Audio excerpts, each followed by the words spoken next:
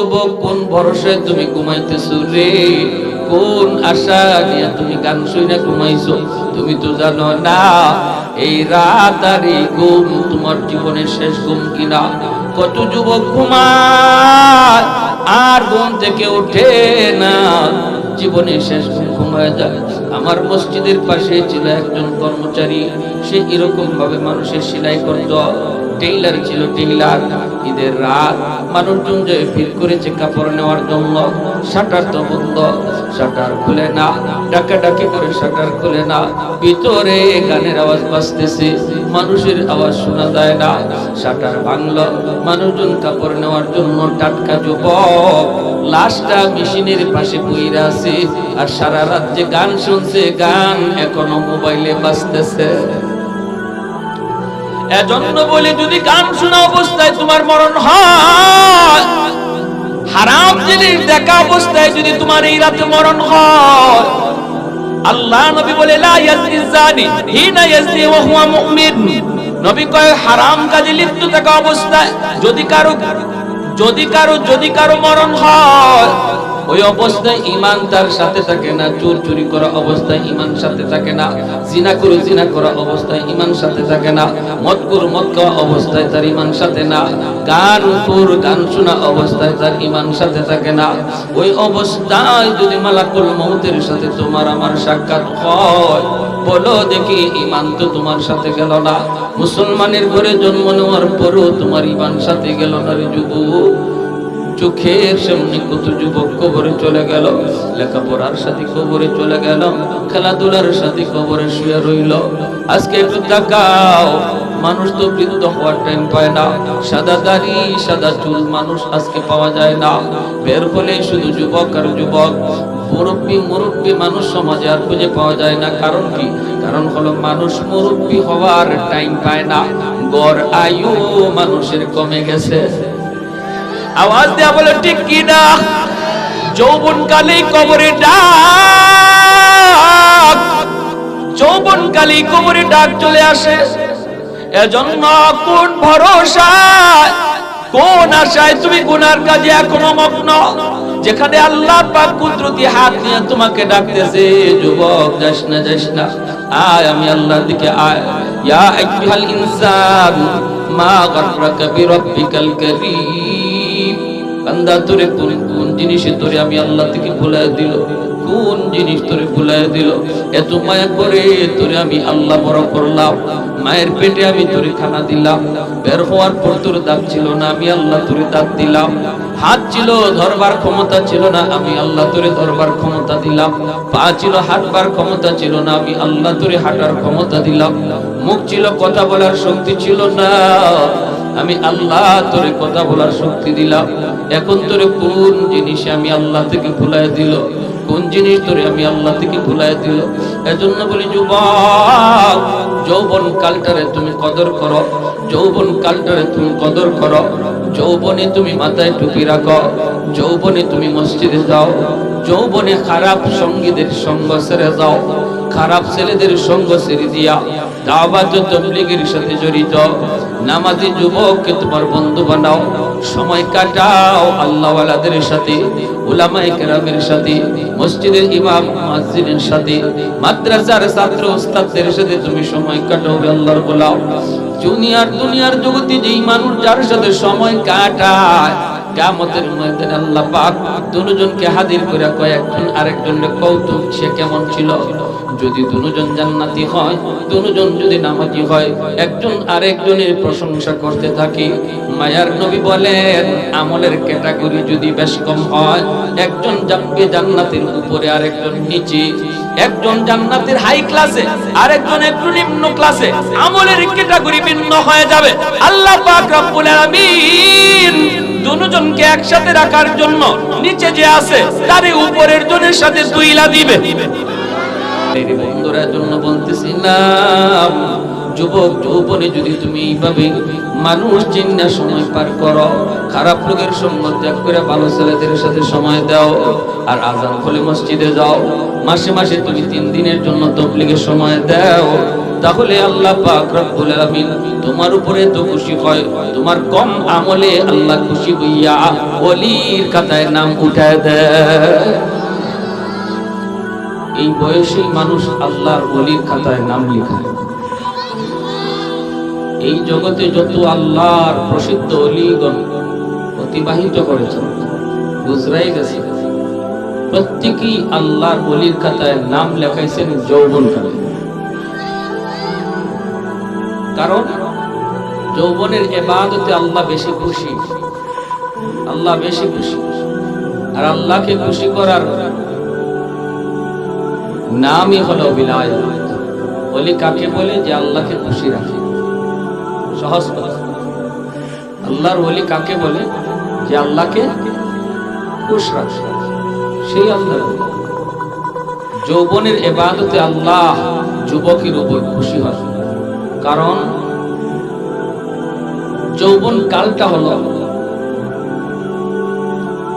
এমন একটি বয়স, যে বয়সে যুবক তার মন তাকে গুনার দিকে ডাকে, ঠিক না?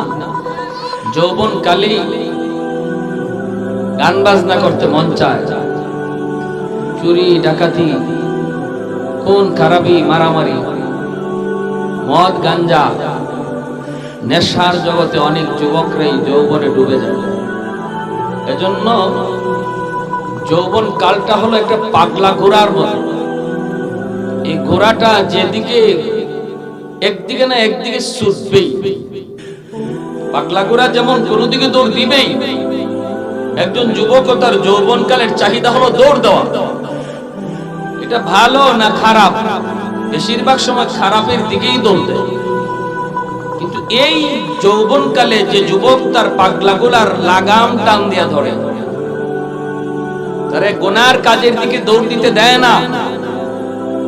যৌবনের এই পাগলা ঘোড়ার লাগামটাই না যে নিয়ন্ত্রণ রাখে শুধুমাত্র আল্লাহর ভয়ে, আল্লাহ ওই যুবকের প্রতি খুশি হইয়া যৌবনেই তার নাম ওলির খাতা উঠে দেয়। এই কথাটা আল্লাহর নবী তার ছোট্ট একখান হাদিস শরীফে বলছেন, লা ওয়ারআ কাল কাফি। নবী বলেন, সুযোগ ছিল গুনাহ করার, ক্ষমতা ছিল অপরাধ করার, এরপরেও যে আল্লাহর ভয়ে করে না, তোমাদের মধ্যে সেই হলো আল্লাহর ওলি, সেই হলো হুজুর, সেই হলো সবচেয়ে বড় পরহেজগার। একজনের গুনাহ করার ক্ষমতাই নেই, তার গুনাহ না করা, আর আরেকজনের গুনাহ করার সব ক্ষমতা ছিল, সব সুযোগ ছিল, এরপরেও না করা। দুইজন বেশ সমান না বেশ কম আছে? পুরা মানুষ একজন যদি কয় আমি ডাব চুরি করি না, আরেকজনে কইব তুমি যে ডাব চুরি করো না, ডাব গাছে উঠতে পারো না, তবে আমি তো গাছে উঠতে পারি।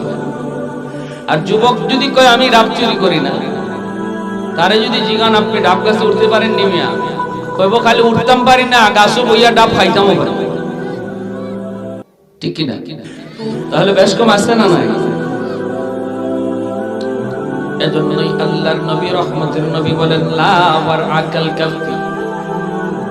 যেই যুবক যৌবনে আল্লাহর ভয়ে নিজের গুনাহ থেকে বাঁচায়, যেই যুবক যৌবনে আল্লাহর ভয়ে নিজের যৌবন কালের পাগলা ঘোড়ার লাগাম টানে, সুযোগ ছিল তার গুনাহ করার, সুযোগ ছিল তার অন্যায় করার, সুযোগ ছিল তার চুরি করা, সুযোগ ছিল তার মুরগি চুরি করার, সুযোগ ছিল হাঁস চুরি করার, সুযোগ ছিল বন্ধুদের সাথে জিনা করার, সুযোগ ছিল তার মদ খাওয়া, গাঁজা খাওয়ার।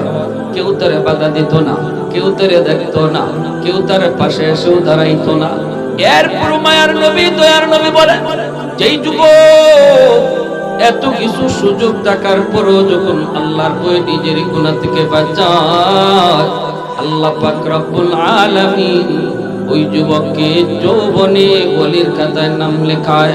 এই যুবক যখনই সে বৃদ্ধ বয়সে উপনীত হয়, বৃদ্ধ বয়সে যখন উপনীত হয়, তখন সে যৌবনের আমলটা ঠিক মতো পারে না। যৌবনে সে 5 ওয়াক্ত নামাজে গেছে, গুনার কাজে যায় না। যৌবনে মন চাইছে তার গানের আয়োজন করতে, কিন্তু আল্লাহর পরে গানের আয়োজন করে না, আল্লাহর ভয়ে মাহফিলের আয়োজন করেছে। যৌবনকালে তার মাথায় টুপি দেখা যায়, যৌবনকালে তার মুখে দাড়ি পাওয়া যায়, যৌবনকালে বাপ মার সেবা করতে দেখা যায়, যৌবনকালে উলামায়ে কেরামকে তাজিম করতে দেখা যায়, যৌবনকালে কবরে ডাক, যৌবনকালে কবরে ডাক চলে আসে। এজন্য কোন ভরসা, কোন আশায় তুমি গুনার কাজে এখনো মগ্ন, যেখানে আল্লাহ পাক কুদরতি হাত নিয়ে তোমাকে ডাকতেছে, যুবক যাস না যাস না, আয় আমি আল্লাহর দিকে আয়। ইয়া আইয়ুহাল ইনসান মা গাররাকা বিরাব্বিকাল কারীম। বান্দা তোরে কোন জিনিস তোরে আমি আল্লাহ থেকে ভুলায় দিল, কোন জিনিস তোরে ভুলায় দিল? এত মায়া করে তোরে আমি আল্লাহ বড় করলাম, মায়ের পেটে আমি তোরে খানা দিলাম, বের হওয়ার পর তোর দাঁত ছিল না, আমি আল্লাহ তোরে দাঁত দিলাম, হাত ছিল ধরবার ক্ষমতা ছিল না, আমি আল্লাহ তোরে ধরবার ক্ষমতা দিলাম, পা ছিল হাঁটবার ক্ষমতা ছিল না, আমি আল্লাহ তোরে হাঁটার ক্ষমতা দিলাম, মুখ ছিল কথা বলার শক্তি ছিল না, আমি আল্লাহ তোরে কথা বলার শক্তি দিলাম। এখন তোরে কোন জিনিসে আমি আল্লাহ থেকে ভুলায় দিল? কোন জিনিস তোরে আমি আল্লাহ থেকে ভুলায় দিল? এজন্য বলি যুবক, যৌবন কালটারে তুমি কদর করো, যৌবন কালটারে তুমি কদর করো। যৌবনে তুমি মাথায় টুপি রাখো, যৌবনে তুমি মসজিদে যাও, যৌবনে খারাপ সঙ্গীদের সঙ্গ ছেড়ে যাও, খারাপ ছেলেদের সঙ্গ ছেড়ে দিয়া দাওয়াত ও তাবলীগের সাথে জড়িত নামাজি যুবককে তোমার বন্ধু বানাও, সময় কাটাও আল্লাহওয়ালাদের সাথে, উলামায়ে কেরামের সাথে, মসজিদের ইমাম মুয়াজ্জিনের সাথে, মাদ্রাসার ছাত্র উস্তাদদের সাথে তুমি সময় কাটাও, আল্লাহর গোলাম। দুনিয়ার জগতে যেই মানুষ যার সাথে সময় কাটায়, কিয়ামতের ময়দানে আল্লাহ পাক দুজনকে হাজির করে কয়, একজন আরেকজনের কৌতুক সে কেমন ছিল। যদি দুজন জান্নাতি হয়, দুজন যদি নামাজি হয়, একজন আরেকজনের প্রশংসা করতে থাকি। মায়ার নবী বলেন, আমলের ক্যাটাগরি যদি বেশ কম হয়, একজন যাবে জান্নাতের উপরে, আরেকজন নিচে, একজন জান্নাতের হাই ক্লাসে, আরেকজন একটু নিম্ন ক্লাসে, আমলের ক্যাটাগরি ভিন্ন হয়ে যাবে। আল্লাহ পাক রব্বুল আলামিন দুজনকে একসাথে রাখার জন্য নিচে যে আছে তারে উপরের জনের সাথে তুইলা দিবে। আরেকটু জোরে কন্যা সুবহানাল্লাহ। এজন্য বন্ধু যদি তোমার ভালো হয়, সে যদি জান্নাতে যায়, তোমার যদি কিছু ভুলও থাকে, আল্লাহ দুজনকে একসাথে রাখার জন্য তোমাকে তার সাথেই মিলায় দিবে।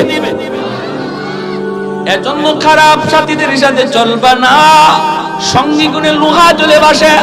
যদি খারাপ ছেলের সাথে চলো, তুমি ভালো করে সন্তানও তুমি খারাপ হয়ে যাবা। কিনা জোরে ভালো করে সন্তানও তুমি খারাপ হয়ে যাবা। বাবা কোনোদিন তোমার খারাপ চায় না, মা কোনোদিন তোমার খারাপ চায় না রে যুবক। সর্বদা বাপ মা সন্তানের ভালো চায়। যখনই তোমাকে কোনো আদেশ দেয়, উপদেশ দেয়, এটা তুমি অক্ষর অক্ষরে মাইনো, এটা তুমি পালন কইরো। যদি না মানো, একদিন নিজে বুঝবা জীবনের কত বড় ভুল তুমি করছো। এখন বুঝবা না, সামনের জীবনে টের পাইবা। কারণ বাপ মা হলো তোমার জীবনের পাওয়ার হাউস। পাওয়ার হাউস থেকে যদি লাইন ওকে করা হয়, তাহলেই তো বাতি জ্বলে, ফ্যান ঘুরে। এই যে বাতি লাগাইলাম, জ্বলবে না। লাইট আমরা ফ্যান লাগাইলাম, জ্বলবে না। যদি পাওয়ার হাউস, কারেন্টের যে পাওয়ার হাউস থেকে লাইন যদি ওকে করা না হয়, ঠিক তেমনি ভাবে তোমার আমার জীবনেও আল্লাহ পাক কিছু বাতি লাগাইয়া দিছে, আর বলছে, বান্দারে, তোর জীবনের পাওয়ার হাউস হলো তোর বাপ মা। ওই মা বাবা থেকে জীবনের বাতির কানেকশন কইরা নেও, আমি আল্লাহ তোমার জীবনের বাতিগুলা জ্বালায়া দেব। জীবনের বাতি যদি জ্বালাইতে চাও রে গোলাম, মা দোয়া লাগবে, বাবার দোয়া লাগবে। বাপ মার কলিজায় ব্যথা দিয়া জীবনে কোনোদিন বাতি জ্বালাইতে পারবা না। অন্ধকার অন্ধকার দিকে যাবে। হায়াতের ভিতরে বরকত পাবা না, মালের ভিতরে বরকত পাবা না, রুজির মধ্যে বরকত পাবা না, সন্তানকে আদর্শ সন্তান বানাইতে পারবা না যদি বাপ মার কলিজায় তুমি ব্যথা দেয়া থাকো, ব্যথা দেয়া থাকো। যুবক, আজকাল সমাজের মধ্যে এমন বহু বাপ মা কান্নাকাটি করে আমাদের কাছে এরকম দোয়া চায়, হুজুর একটু দোয়া কইরেন, হুজুর একটু দোয়া কইরেন। ছেলেটা আমার কথা শুনে না, আমাকে বকাবকি করে, কত মার গায়ে ছেলে হাত পর্যন্ত উঠায় দেয়। এ নালায়েক যুবক, তুমি তো জানো না তোমার জীবনটা কেমনে তুমি নিজের হাতে অন্ধকার বানাইতেছো, নিজের পায়ে নিজে কুড়াল মারতেছো। আল্লাহ সব সইতে পারে, কিন্তু বাপ মার চোখের পানি আল্লাহ বরদাস্ত করতে পারে না। আল্লাহ পাকের রহমত, আল্লাহ পাকের আদালতের ফাইলে গিয়ে মা বাবার চোখের পানির ফোঁটা জমা হয়, আদালতের ফাইলে জমা হয়ে যায়। কোন সন্তান বাপ মার মামলা থাকলে জান্নাত পাবে না, কোন সন্তান বাপ মার মামলা থাকলে জান্নাত পাবে না, জান্নাত পাবে না। নবী বলেন সালাসাতুন قد حرم الله عليهم الجنة مدمن الخمر والعاق والديوث الذي يقر في أهله الخبث। তিন ব্যক্তির জন্য জান্নাত হারাম। এক ব্যক্তি হলো মদখোর, নেশাখোর, গাঞ্জাখোর। এ গাঞ্জা নেশা তওবা করে না ছাড়া পর্যন্ত জীবনে কোনোদিন জান্নাত পাবে না, মরার পরে আল্লাহ তারে জান্নাত দিবে না।